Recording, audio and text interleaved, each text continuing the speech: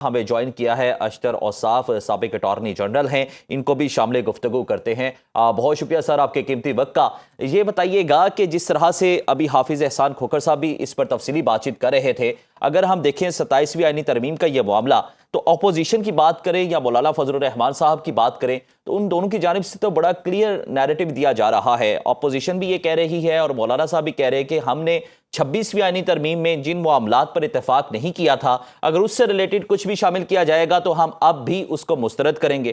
جبکہ اپوزیشن یہاں تک بھی کہہ رہی ہے کہ جو جوڈیشری کے اختیارات ہیں ان کو کم کرنے کے لیے یہ 27ویں آئینی ترمیم لائی جا رہی ہے۔ آپ کے خیال میں کتنی صداقت ہے اس بات میں؟ یہ سمجھنا ہے کہ ہمارا آئین یا کسی بھی ملک کا آئین کس لیے بنایا جاتا ہے۔ آئین جو ہے وہ ایک بنیادی ڈھانچہ ہوتا ہے گورننس کے لیے، اور وہ مدر آف آل لاز ہوتا ہے۔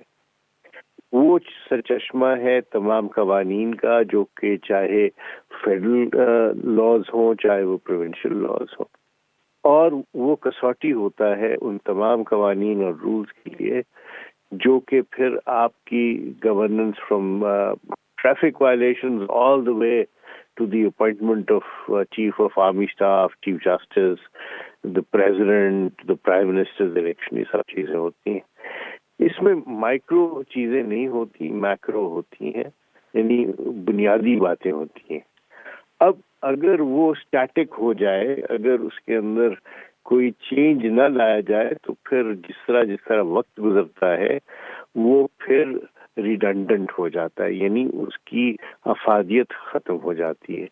یہ آپ کے جو بنیادی سی بات ہے کہ you have to march with the changing times, وقت کے تقاضوں کے ساتھ۔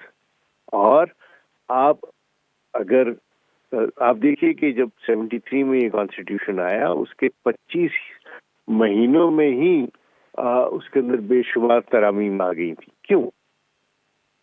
اس لیے آ گئی تھیں کیونکہ آپ کو احساس ہوا کہ کچھ چیزیں ورکبل نہیں ہیں، کچھ چیزوں کو مزید ورکبل بنانا ہے، کچھ چیزوں کو ہم نے اسٹریم لائن کرنا ہے۔